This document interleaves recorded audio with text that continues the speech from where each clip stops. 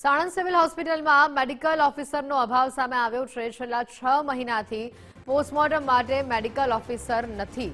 3 medical ઓફિસરની સામે એક પણ મેડિકલ ઓફિસર અહીંયા નથી। ગઈકાલે રાત્રે આવેલા મૃતદેહનું 10 કલાક બાદ પણ પોસ્ટમોર્ટમ થયું હોવાની વિગતો સામે આવી છે। સાણંદ સિવિલમાં રાત્રે ડોક્ટર હાજર ન હોવાના આક્ષેપો પણ થયા છે।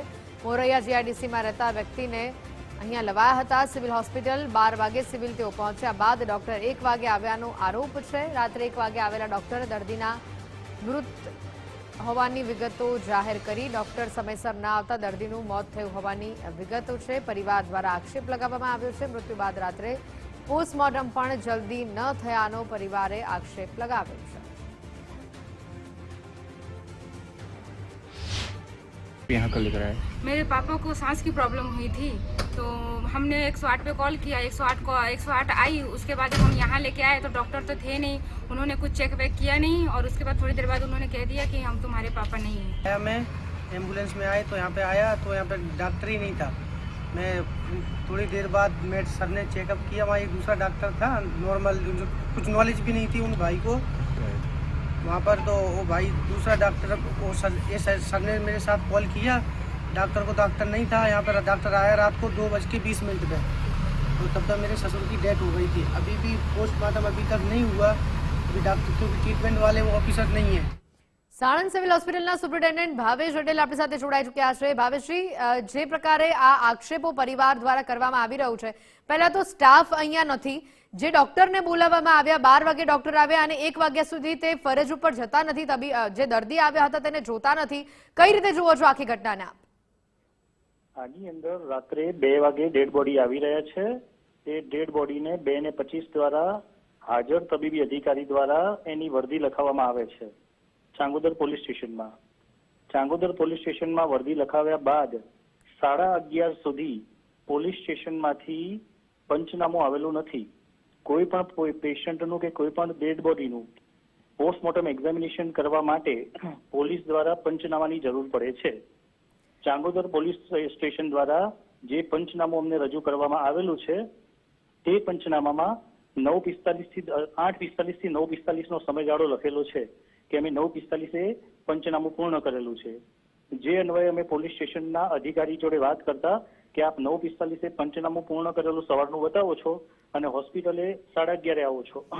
ભાવેશભાઈ, આ તો આ પોસ્ટમોર્ટમ વાળી વાત કરી રહ્યા છો। મારો સવાલ આપને એ છે કે પહેલા તો તમારી પાસે અહીંયા સ્ટાફ પૂરતા પ્રમાણમાં નથી। બીજો સવાલ કે દર્દી આવી જાય છે તો પણ 1 કલાક સુધી એમને તપાસવા માટે કોઈ ત્યાં હાજર નથી હોતું। પરિવારજનો એવું કહી રહ્યા છે કે 12 વાગે ડોક્ટર આવી ગયા હતા પણ 1 વાગ્યા સુધી તપાસવા જ ના આવ્યા। આનું શું? ના ના ના ના, એવું નથી, એ વાત સત્ય નથી। એટલે પરિવાર ખોટું બોલી રહ્યો છે જેણે પોતાનું માણસ ગુમાવ્યું છે? ના ના ના, એ ડેડ બોડી લઈને જ આવેલા છે મેડમ, બ્રોડ ડેથ છે। ઠીક છે, સ્ટાફનો કેમ અભાવ છે એ આપ કહો। સ્ટાફના માટે ગવર્મેન્ટમાં આપણી જગ્યાએ 3 જગ્યાઓ ભરેલી, 3 જગ્યા છે આપણી મહેકમની। એમાંથી એક જ ડોક્ટર આપણી પાસે હતા, જેઓની બદલી થતા સોલા સિવિલ આપણે એમને ટ્રાન્સફર, એમની બદલી એટલે 3 માંથી એક પણ હતા જ નહીં મેડિકલ ઓફિસર? ના ના ના બેન, સાંભળો મારી વાત। આપણું મહેકમ 3નું છે, 3 માંથી એક મેડિકલ ઓફિસર આપણા છે। અહીંયા 2 જગ્યાઓ તો પહેલેથી ખાલી છે અને એક તબીબી અધિકારીની પણ બદલી થઈ ગયેલી છે। એટલે હાલમાં આપણી સાણંદ CHC નું મહેકમ શૂન્ય તબીબી અધિકારીનું છે। અત્યારે વૈકલ્પિક વ્યવસ્થાના ભાગરૂપે વૃક્ષમણી હોસ્પિટલમાંથી માત્ર એક જ તબીબી અધિકારીને પ્રતિનિયુક્તિના ધોરણે ફરજ માટે મૂકેલા છે, જેઓ ગુરુવારથી લઈને રવિવાર સુધી સતત 4 દિવસ 24/7 ફરજ બજાવેલ છે। તો જ્યારે આ દર્દી આવ્યા ત્યારે ત્યાં હાજર જ હતા, આપ એવું કહી રહ્યા છો? એ દર્દી આવ્યા ત્યારે સાહેબ ઘરે ગયેલા છે અને ડેડ બોડી આવેલી છે અને એમને અમારે જી આપે કહ્યું કે 24/7 હાજર જ હતા અને હવે આપ કહી રહ્યા છો કે ત્યારે દર્દી આવ્યા ત્યારે ઘરે હતા? મેડમ, મારો શબ્દ ક્લિયર છે, ગુરુવારથી લઈને રવિવાર સુધીનો શબ્દ બોલું છું હું। ગુરુવારથી લઈને રવિવાર સુધીનો શબ્દ બોલી રહ્યો છું। તમે જે મેડિકલ ઓફિસરની અછત છે એના માટે ક્યારે છેલ્લે રજૂઆત કરી હતી? ડેઈલી રજૂઆત થાય છે। મારા લોકલ ધારાસભ્ય શ્રી ગનુભાઈ પટેલ છે, એમને પણ મોકલું છું। મારા વિભાગીય નાયબ નિયામક અજય ચૌહાણ સાહેબ છે, એમને પણ મોકલું છું। તો શું જવાબ આવ્યો એમના દ્વારા કે અત્યારે હાલ અમે કંઈક મેનેજ કરીએ છીએ, એમના દ્વારા એટલો જવાબ આપવામાં આવે છે। કેટલા સમયથી ઘટ છે? તો આમ તો જોવા જવું તો 23 તારીખથી ડોક્ટર હાર્દિક મહેતાને અહીંયાથી રિલીવ કરેલા છે અને એના 10 દિવસ પહેલા પોતે રજા ઉપર ગયેલા છે। ત્યાં સુધી 2 ડોક્ટરો વૈકલ્પિક વ્યવસ્થાના ભાગરૂપે મુકતા હતા। જેથી મેનેજ થઈ જતું હતું કે ડોક્ટરો બે અલ્ટરનેટિવ ડ્યુટી કરીને કે દિવસ નાઇટ ડ્યુટી કરીને પતાવતા હતા. પણ હમણાં ગુરુવારથી ખાલી એક જ તબીબી અધિકારીની નિમણૂક કરવામાં આવી પ્રતિનિયુક્તિના ધોરણે, જેના લીધે એ ડોક્ટર દ્વારા 4 દિવસ સતત નોકરી કરવામાં આવેલી છે અને પછી કહીને ગયેલા છે કે સર મારે થોડુંક અંગત કામ છે તેથી હું જઈ રહ્યો છું. ભાવેશભાઈ આભાર ગુજરાત ફર્સ્ટ સાથે જોડાવા બદલ.